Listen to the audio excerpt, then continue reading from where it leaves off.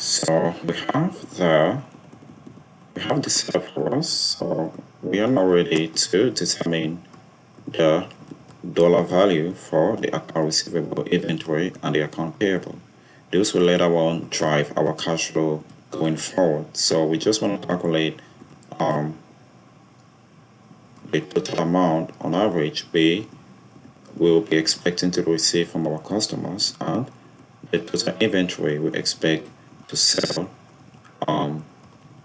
during this projected period, and also the accounts payable, whatever we believe we gonna be paying our suppliers over this average period setup here. So in order to do that, we will just basically we will just take in this case revenue.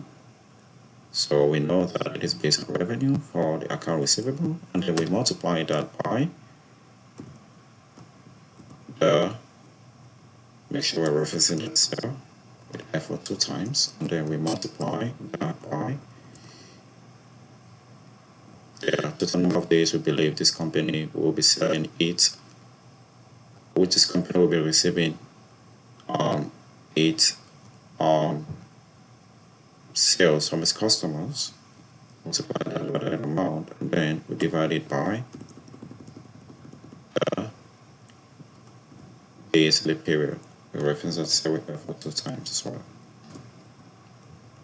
So for the inventory, it's going to be based on another formula because we believe that inventory is a function of cost of goods sold. So it's going to be the cost of goods sold, we multiply it by the average time we believe this company is going to sell its inventory, and then we divide it by the total number of days in the period. Reference that sell with effort 2 times. Also, we should reference the cost of goods sold as well.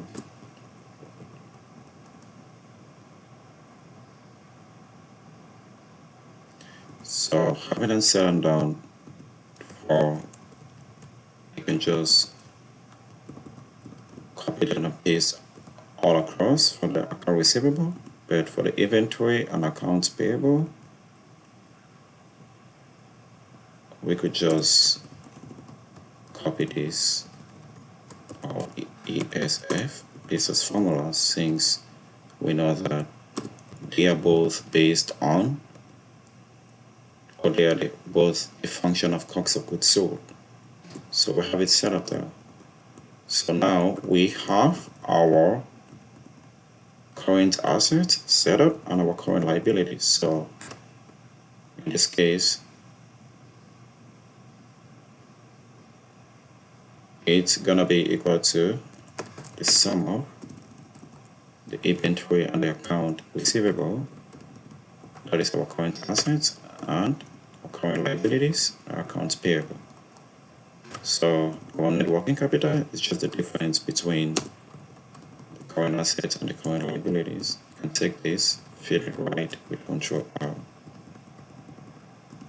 So in order to account for the change in non-cash working capital, which is gonna be the difference between this period and the prior period.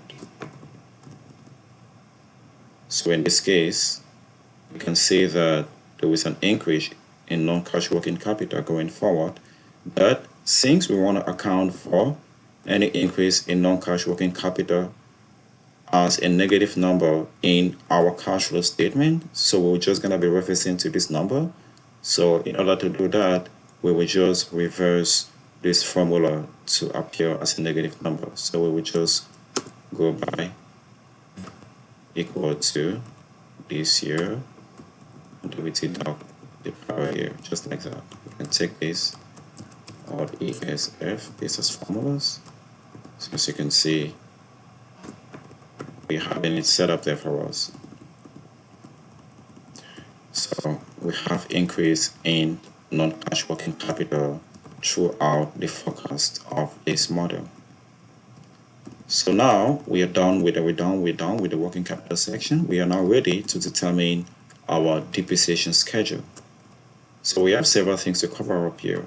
For this depreciation schedule, the first thing we'll just do here is to link those dates, some years. We could just link that, copy and paste to the rest of our focus. And then we have a lot of things to talk about here. The first thing we're gonna do here is to account for the capital expenditures per year. Okay. So in order to do that, we will have to bring in the useful life for the existing assets.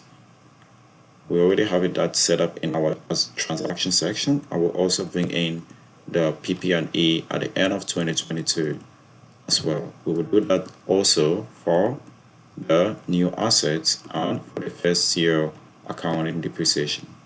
So in order to do that, we'll go to the transaction section. I will grab the useful life for the existing assets. In this case, it's roughly 16 years. And then for the PP&E at the end of 2022, so we are taking the closing balance of that property, plant, and equipment at the end of 2022. At the end of 2022, we have the PP&E balance of roughly $65 million. We'll reference that there. And then for the new assets, the useful life, we have it set up in our transaction section to be equal to 20 years. And for the first year of accounting depreciation,